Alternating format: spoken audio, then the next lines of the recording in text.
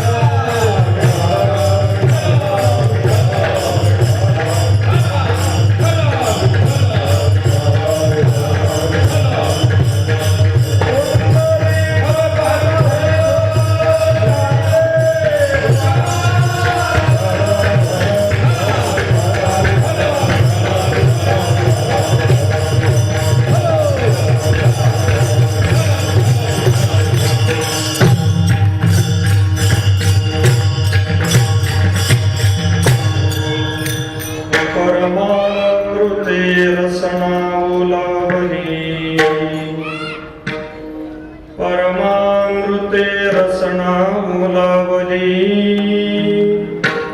मनाची राहिली वृत्ती पाही सकळ ही तेथे मूळले मंगळे वृष्टी केली जळे आनंदाच्या सकळ इंद्रिये झाली ब्रह्मरूप सकळ इंद्रिये झाली ब्रह्मरूप ओतले स्वरूप माझे तया सकळ ही तेथे मोडली मंगळे वृष्टी केली जळे आनंदाच्या तुका म्हणे जेथे वसे भक्तराज तुका म्हणे जेथे वसे भक्तराज तेथे नांदे देव संदेह नाही सकळ ही तेथे मोडली मंगळे वृष्टी केली जळे आनंदाच्या पांडुरंगा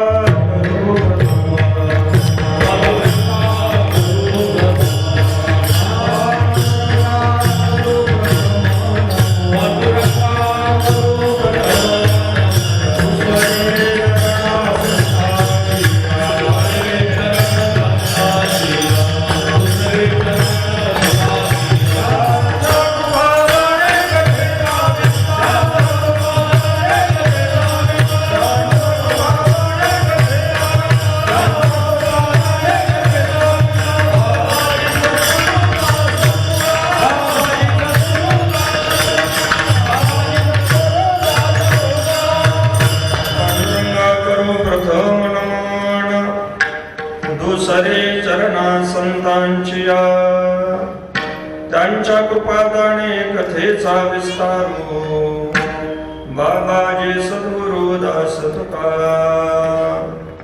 कलावज्ञ जीवोद्धरार्थावतारम् कलां कांत तेजोदिकामोदिवक्त्रम् खलानीशवादापणोदार्हदक्षम् समाधिस्थमूर्तिं भजे ज्ञानदेवम् नमो सद्गुरु तुकया ज्ञानदीपा नमो सद्गुरु सच्चिदानंद रूपा नमो सद्गुरु भक्त कल्याण मूर्ती नमो सद्गुरु भास्करा पूर्ण कीर्ती संपाद्य ज्ञानञ्च विधाय भक्तिं विलोकितो येन समाधिराजः वैराग्यवन्तं सुविचारयुक्तं नमामि जोगं शिरसा गुरुं तं सोणोपन्त तथा गुणिजनतया मामासे बोलती नामे शंकर शंकरा शुभकरा निसंग जो संगती पुण्यश्लोकीचा पुणे नगरीचा मूर्ती खरा शोभतो ऐशा संत वरा शुभकरा दांडेकरा वंदितो तुम्ही संत माझिया कडा दिठेचा कराल बहुडा तरी तुम्हा माने वडा होईन मी हे सारस्वताचे गोड तुम्हीच दाविले झाड तरी अवधाने अमृते वाढ शिंपोणी की जे विठ्ठला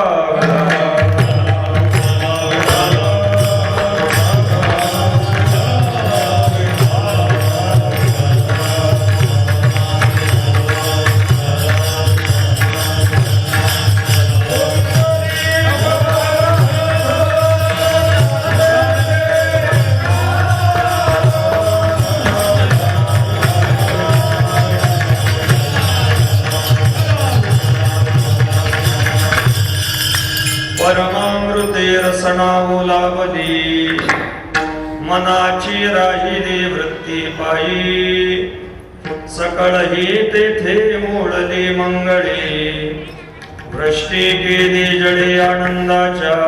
संत हृदय सम्राट अगाध कृपा वात्सल्य मूर्ती भगवान श्री ज्ञानोबराय महाराष्ट्र वेदाचं निसरण दिलया त्यांच्या श्वासातून झालं ते जगद्गुरु श्रीमंत श्री तुकोबराय. ज्या परंपरेने वारकरी संतांचे विचार तुमच्या आमच्यापर्यंत पोहोचवले त्या परंपरेचे मुख्य प्रवाहक प्रातस्मरणीय स्वानंद सुख निवासी सद्गुरु श्री जोग महाराज आदी करून सर्व संतांच्या कृपा आशीर्वादाने मर्यादा पुरुषोत्तम प्रभू रामचंद्रजींची रामनवमी आणि भक्त श्रेष्ठ श्री हनुमंतरायांच्या हनुमंत जयंती अर्थात जन्मोत्सवाच्या निमित्ताने संपन्न होत असलेल्या या अखंड हरिनाम यज्ञाच्या द्वितीय दिवसाच्या संकीर्तन सेवेमध्ये आपण उपस्थित आहोत. विठाला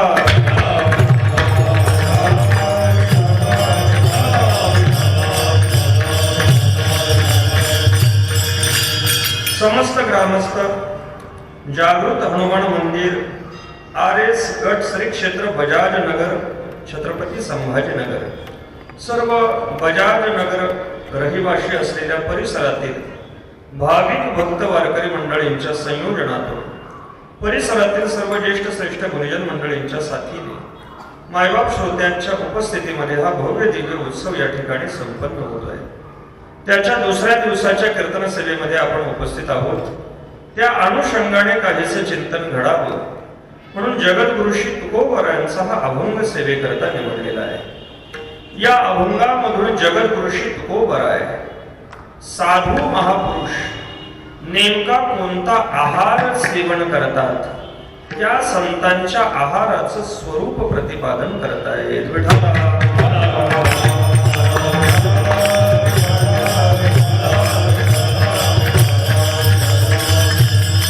जन्मोत्सवाचा पवित्र काळ आहे. हनुमंतरायांचं असं हे पवित्र जागृत स्थान आहे. या क्षेत्रामध्ये घडणारी ही सेवा आहे. भगवंताने आपल्याला आवडणारी भक्ती कोणती आहे या भक्तीचा परिचय करून देत असताना एकादश स्कंदामध्ये उद्धवांनी भगवंताला प्रश्न केला, भगवंत आपल्याला कोणत्या पद्धतीची भक्ती आवडते? कीदृशी भक्ती त्वयि उपयुज्यते, कोणत्या पद्धतीची भक्ती आपल्याला आवडते? आपल्या आवडीच्या भक्तीचं स्वरूप कथन करताना भगवंताने विस्ताराने कोणती कोणती भक्ती आपल्याला आवडते याचा विस्ताराने तिथे विचार मांडलेला आहे. भगवान असं सांगतात, मज्जन्म कर्म कथनम मम पर्वानुमोदनम, माझा जन्म, माझं कर्म, माझी जी विशेष पर्व आहेत या सर्वांचं जे अनुसरण करतात, उत्सव संपन्न करतात, अशा पद्धतीची ही भक्ती मला विशेष आवडते. म्हणजे भगवंतालाच भगवंताचा जन्मोत्सव, भक्तांचा जन्मोत्सव संपन्न केलेला विशेष आवडतो. त्यातही पुन्हा आपण भागवत धर्मीय आहोत. तिथे पर्वांचा विस्ताराने विचार करताना नाथ महाराजांनी आपल्याला पर्व विशेष भागवत धर्मी, नरसिंह जयंती रामनवमी, वामन जयंती जन्माष्टमी, उत्तमोत्तमी शिवरात्र ही 5 विशेष पर्व एकादशीच्या व्रताप्रमाणे केली जातात. अशा मोठ्या पवित्र पर्व काळामध्ये आपण आहोत. त्यातही पुन्हा दुसऱ्या दिवसाच्या संकीर्तन सेवेमध्ये आहोत. साधू महापुरुषांचं काहीतरी महात्म्य गायलं जावं म्हणून संतांच्या आहाराची चर्चा करणारा अभंग सेवेकरता निवडलेला आहे. राम रहस्य तापनीय उपनिषदाच्या अगदी आरंभाला सगळे भक्त मिळून हनुमंतरायांच्या भेटीसाठी गेले आणि हनुमंतरायांच्या भेटीला जाऊन सर्वांनी हनुमंतरायांच्या शक्तीचं रहस्य विचारायला सुरुवात केली. एखादा मनुष्य फार बलवान असेल तर आपल्याला सुद्धा वाटतं याला एवढं बळ कशाच्या जोरावरती मिळतंय, काय नेमकं रहस्य आहे, काय याचा आहार आहे, काय हा भक्षण करतो त्याच्यामुळे इतकं बळ त्याला मिळत आहे. सगळ्या भक्तांमध्ये अत्यंत बलशाली असलेले हनुमंतराय आहेत. सगळ्या भक्तांनी येऊन हनुमंतरायांना विचारायला सुरुवात केली, तुमचा आहार काय, की ज्या आहाराच्या जोरावरती तुम्हाला एवढं बळ प्राप्त झालेलं आहे. भक्तांचा नेमका कोणता आहार आहे तुकोबरांना आपण आपला आहार विचारा. तुकोबराय आपल्या आहाराचा परिचय करून देतात. तुका म्हणे आहार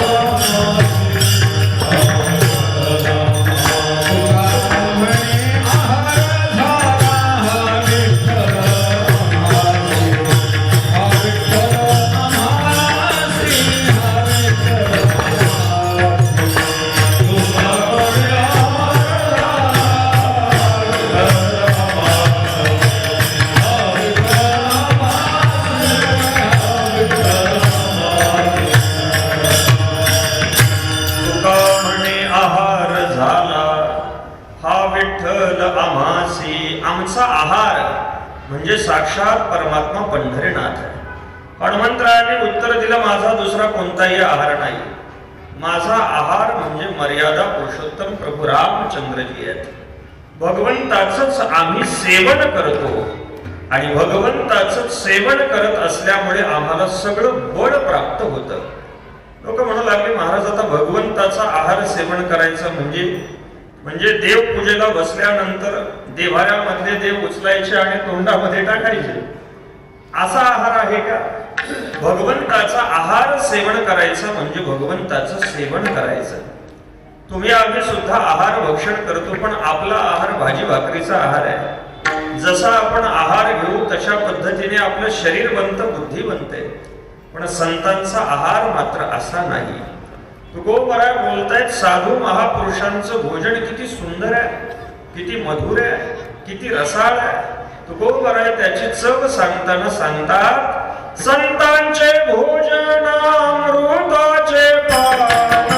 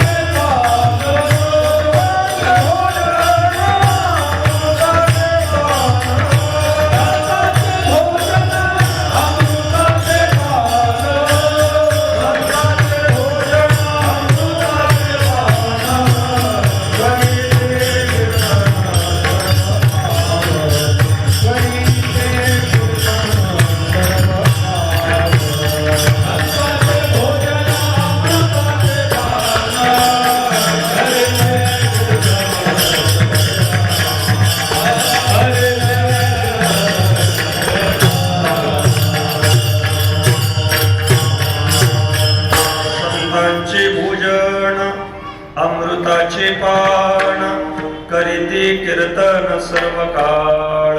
संत नित्य भगवंताच्या नामामृताचं सेवन करत राहतात. हनुमंतराय नित्य प्रभू भगवान रामचंद्रजींचं राम नामाचं सेवन करतायत, भगवंताचं भजन करतायत. संतांचा मुख्य आहार म्हणजे भगवंताचं भजन आहे. या भजनानेच त्यांच्या शुद्धेची निवृत्ती होते. भूक लागल्यानंतर त्यांना दुसरा कोणता आहार नाही, भगवंताचं भजन हे त्यांचं भोजन आहे. मोठी गंमत आहे, भजन करून आपल्याला भूक लागते आणि भजन करून संतांचं भोजन पूर्ण होतं. तुकोबराय बोलले, आपल्याला जर भोजनच करायचं असेल तर चला. कोणत्या भोजनासाठी चला? करू भजन भोजन धनी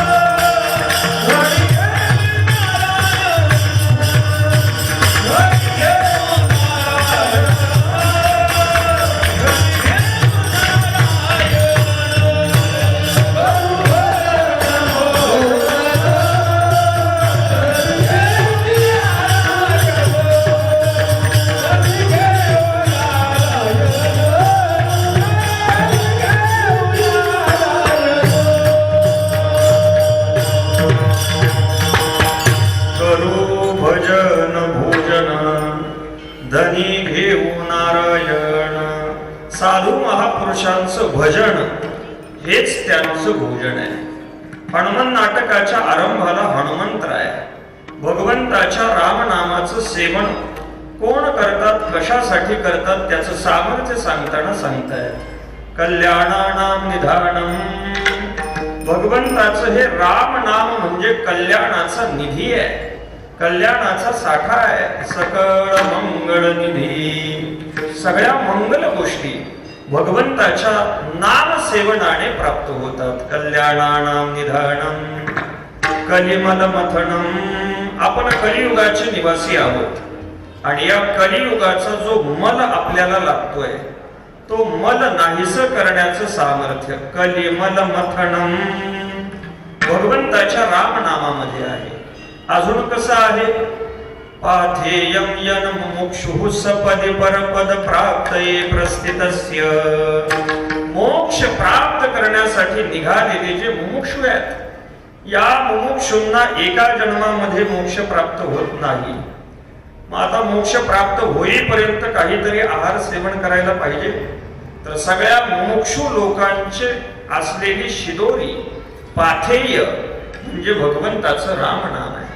भगवंताच्या नामाचाच आहार सेवन करून हे सगळे मुमुक्षु मोक्षापर्यंत वाटचाल करतात. अजून भगवंताचं नाम कसं आहे?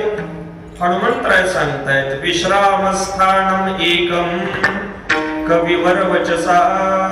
जेवढे म्हणून कविवर्य आहेत, अगदी व्यास महर्षींपासून शुकाचार्य, वाल्मिक महर्षी, सगळे संत हे सगळे कविवर्य आहेत. आणि या कविवर्यांच्या वाणीला सर्व लोकांना उपदेश करून करून थकवा प्राप्त होतो. वाणी शिणून जाते. मग आता वाणी शिनल्यानंतर वाणीला विश्रांती पाहिजे. मग वाणीला विश्रांती कधी मिळणार? विश्रामस्थानम एकम कविवर वचसा. सगळ्या कविवर्यांच्या वाणीला विश्राम स्थान म्हणजे भगवंताचं राम नाम आहे. जीवनम सज्जनानाम. जे साधू पुरुष आहेत त्या सगळ्यांचं जीवन भगवंताचं राम नाम आहे. हनुमंतराय सांगतात. बीजम धर्म द्रुमस्य प्रभवतुम. धर्मरूपी वृक्षाचं बीज भगवंताचं नाम आहे. आपल्याला जर आपल्याकडून धर्म घडावा असं वाटत असेल तर नित्य भगवंताचं नामचिंतन करत करत करत आपल्याला जे कार्य करायचे ते साधलं पाहिजे. भगवंताचं नाम सोडून आपण जर फक्त कर्म करू लागलो तर त्याच्यामध्ये कधी अधर्म शिरेल हे आपल्याला सुद्धा कळणार नाही. म्हणून बीजम धर्मद्रुमस्य प्रभवतुम भवतां भूतै राम नाम. साधू महापुरुष असा आहार भक्षण करतात. या आहाराची चव साधारण नाही. हा अमृताचा आहार आहे. लोक म्हणू लागले, महाराज साधू महापुरुष जर अमृताचा आहार सेवन करत असतील तर आम्ही सुद्धा अमृताचा आहार सेवन करतोय.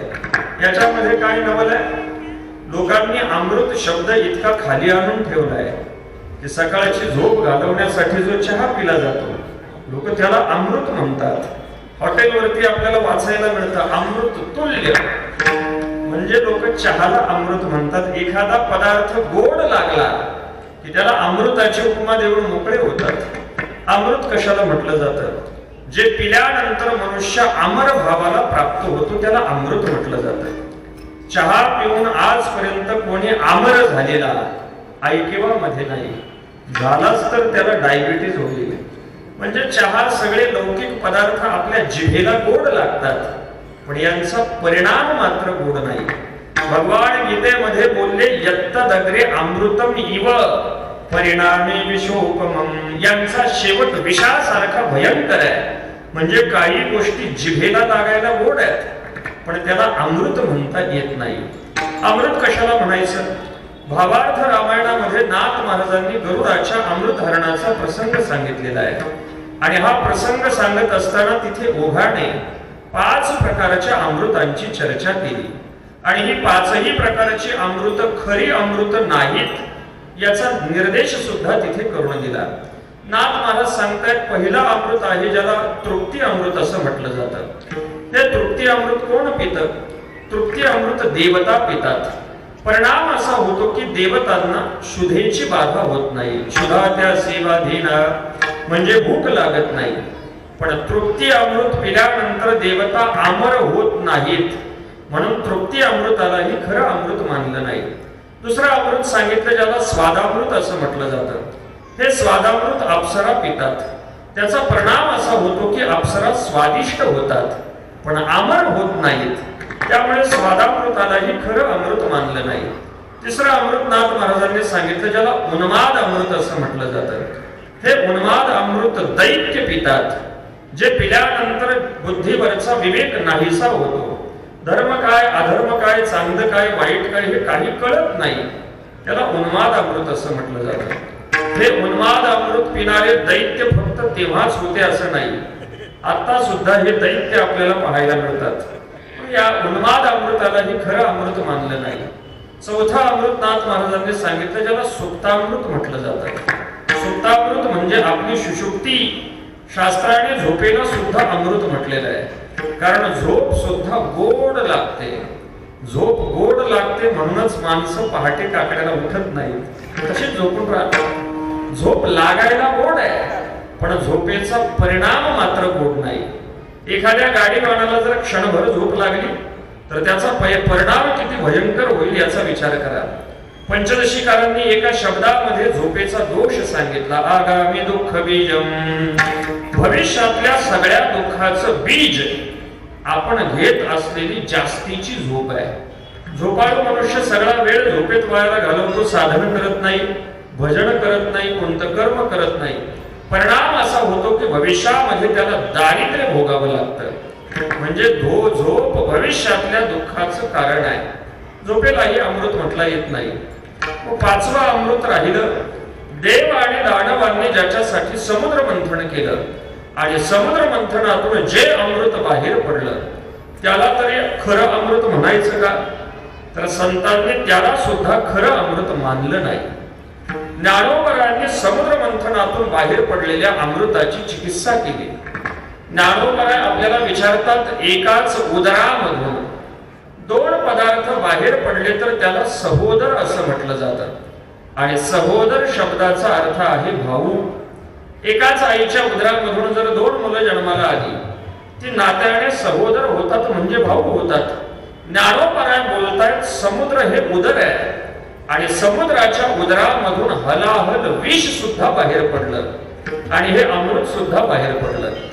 मग ज्याचा भाऊ विष आहे त्याला अमृत कसं म्हणायचं? ज्ञानोबराय बोलतात, जे काळकुटाचे सहोदर मृत्यू भ्याने प्याले अमर, तरी तिहेचे पुरंदर चवदा जाती. ज्ञानोबराय बोलतात, असं समुद्र मंथनातून बाहेर पडलेलं जे अमृत आहे ते पिऊन आपण अमर हो असं देवतांना वाटलं. पण हे अमृत पिणारे 14 इंद्र ब्रह्मदेवाच्या एका दिवसामध्ये मरतात. याला अमृत कसं म्हणता येईल? ज्ञानोबराय म्हणतायत, ऐसा कवन एक श्राद्धीचा रसो, वायाची अमृतपणाचा आभासो. असा कोणीतरी एक समुद्राचा रस, लोक त्याला आभासाने अमृत म्हणतात पण तेही खरं अमृत नाही. लोक म्हणू लागले, महाराज अगदी साखरेपासून ते समुद्र मंथनातून बाहेर पडलेल्या अमृतापर्यंत जर एकही पदार्थ खरं अमृत नाही तर मग नेमकं खरं अमृत म्हणायचं कशाला? विठाला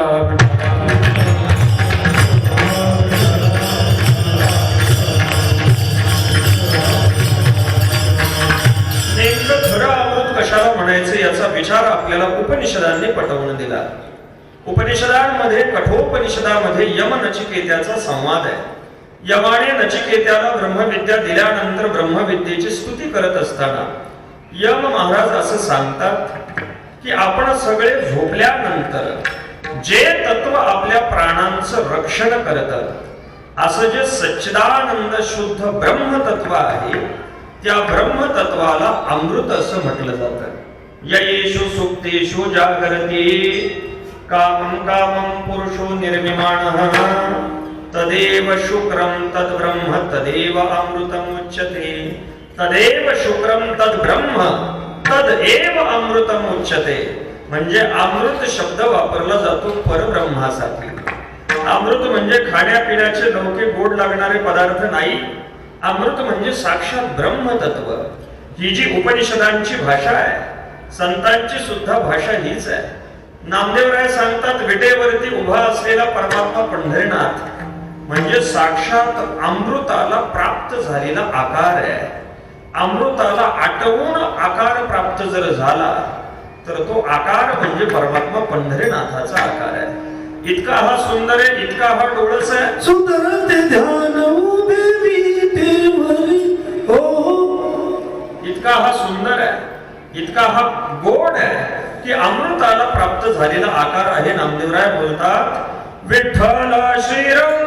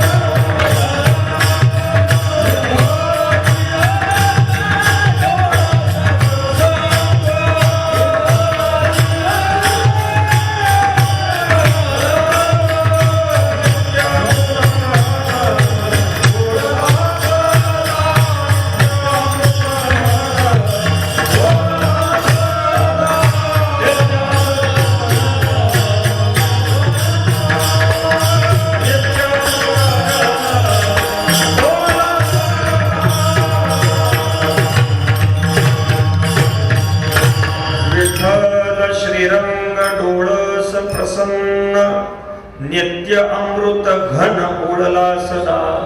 हा अमृत घन आहे म्हणजे अमृताला प्राप्त झालेला आकार आहे. म्हणजे अमृत शब्द वापरला जातो भगवंतासाठी. म्हणून आपण पहा, भगवंताच्या संबंधी जे जे काही सांगितलं जातं, बोललं जातं, पाहिलं जातं, त्या प्रत्येक गोष्टीच्या पाठीमागे अमृत शब्द लावला जातो. भगवंताची कथा सांगायची झाली तर त्याला कथामृत असं म्हटलं जातं. भगवंताचं ज्ञान सांगायचं झालं तर त्याला ज्ञानामृत असं म्हटलं जातं. भगवंताच्या चरणाचं तीर्थ सांगायचं झालं तर त्याला चरणामृत असं म्हटलं जातं. भगवंताच्या नेत्राचं वर्णन करायचं झालं तर त्याला नयनामृत असं म्हटलं जातं. भगवंताच्या अधर ओष्ठाचं वर्णन करायचं झालं तर त्याला अधरामृत असं म्हटलं जातं. आणि भगवंताच्या नामाचं महत्व सांगायचं झालं तर त्याला नामामृत असं म्हटलं जातं. म्हणजे त्याची कथा अमृताची आहे, त्याचं ज्ञान अमृताचं आहे, त्याची चरणतीर्थ अमृताचं आहे, त्याच्या संबंधी सगळ्या गोष्टी अमृताच्या आहेत. त्याचं कारण आहे तो अमृत स्वरूप आहे. म्हणून तो अमृत स्वरूप असल्यामुळे त्याच्या संबंधी सगळं अमृताचं आहे. पण मग आता या सगळ्या अमृतांमध्ये नेमकं परमामृत कोणतं आहे की ज्याचं सेवन साधू महापुरुष नित्य प्राशन करतात. भगवंताच्या ठिकाणी असलेली सगळी अमृत सगळ्यांना प्राप्त होतात असं नाही. ज्ञानामृताचा विचार करा. हे ज्ञानामृत आपल्याला घर बसल्या प्राप्त होणार आहे का? नाही.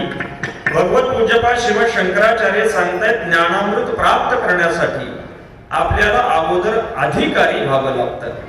आपल्या अंतःकरणातला मल विक्षेप जायला पाहिजे, अंतःकरण शुद्ध झालं पाहिजे. त्याच्यानंतर साधन चतुष्टय संपत्ती आपल्याला मिळवली पाहिजे, विवेक मिळवला पाहिजे, वैराग्य मिळवलं पाहिजे, समाधी षटक संपत्ती मिळवली पाहिजे, मुमुक्षुत्व मिळवलं पाहिजे. त्याच्यानंतर श्रोत्रिय ब्रह्मनिष्ठ परम कृपाळू श्रीगुरूंची सेवा घडली पाहिजे. मग ते आपल्याला तत्वमसी महावाक्याचा उपदेश करणार आणि त्याच्यानंतर आपल्याला ज्ञानामृताची प्राप्ती होणार. अधिकारी नाम आशास्ते फलसिद्धिर विशेषतः. ज्ञानामृताच्या फळाची सिद्धी व्हावी असं जर वाटत असेल तर त्याच्यासाठी अधिकाराची अपेक्षा आहे. आता हा एवढा मोठा अधिकार आपण कधी मिळवणार? हा ज्ञानामृताचा अधिकार मिळवणं अवघड गोष्ट आहे. हे ज्ञानामृत सर्वांना प्राप्त होणार नाही, अवघड आहे. भगवंताच्या चरणामृताचा विचार करा. चरणामृत तरी आपल्याला सहज प्राप्त होणार आहे का? भगवंताचे चरणच इतके दुर्लभ आहेत. तुकोबरा बोलले, सोन्याचे पर्वत कर्वती पाषाण अवघे राण कल्पतरू पर्या दुर्लभ विठोबाचे पाय तेथेही उपाय नसरती. तुकोबरा बोलले, एक वेळेला प्रयत्नाने आपल्याला आपले दगडाचे डोंगर सोन्याचे करता येतील, म्हणजे हे शक्य होईल. राणामध्ये कल्पतरूची लागवड सुद्धा करता येईल. पर्या दुर्लभ विठोबाचे पाय. पण भगवंताचे चरण मात्र याही पेक्षा दुर्लभ आहेत. मग भगवंताचे चरण इतके दुर्लभ असतील तर चरणामृत आपल्याला कसं प्राप्त होणार? हे चरणामृत मिळतं कोणाला? हे चरणामृत मिळतं सर्वभूत हृदय असलेल्या शुकाचार्यांसारख्या महात्म्यांना. नामदेवरायांनी शुकाचार्यांचं चरित्र सांगितलेलं आहे. त्याला शुकाख्यान असं म्हटलं जातं. त्यामध्ये नामदेवराय एक प्रसंग सांगतात की शुकाचार्य सुंदरवनामध्ये समाधी लावून बसले आणि समाधी लावून बसल्यानंतर शुकाचार्यांचे वडील व्यास महर्षी, व्यासांना चिंता वाटू लागली. आपला मुलगा तरुण आहे, सुंदरवनामध्ये समाधी लावून बसलाय, पण याने अजून विकारांवरती विजय मिळवलेला आहे की नाही याची परीक्षा अजून आपण घेतली नाही. परीक्षा व्हायला पाहिजे, पण परीक्षा घ्यायची कोणी? आपणच आपल्या मुलाची परीक्षा घेतली तर लोक तिला तितकी विश्वासार्ह मानणार नाही. परीक्षा दुसरं कोणाला तरी घ्यायला सांगितली पाहिजे. व्यास महर्षींनी इंद्राला विचारलं, माझा मुलगा सुंदरवनात समाधी लावून बसलाय, विकारांवरती त्याने विजय मिळवलेला आहे की नाही हे पाहायचंय, परीक्षा घ्याल का? इंद्र म्हटला, हा माझ्या फार आवडीचा विषय आहे. नको म्हणत असताना मी अनेकांच्या परीक्षा घेतल्यात आणि अनेकांना नापास केलंय. तुम्ही म्हणत असाल तर परीक्षेची व्यवस्था करून देतो. इंद्राने रंभेला बोलावलं आणि सांगितलं, सुंदरवनामध्ये जायचं. व्यासांचे चिरंजीव शुकाचार्य समाधी लावून बसले, त्यांचा तपोभंग करायचा. रंभा म्हटली, काय अवघड आहे? रंभेने शृंगार केला, सुंदरवनामध्ये आली. शुकाचार्य ज्या गुहेमध्ये ध्यान लावून बसलेले आहेत तिथे आज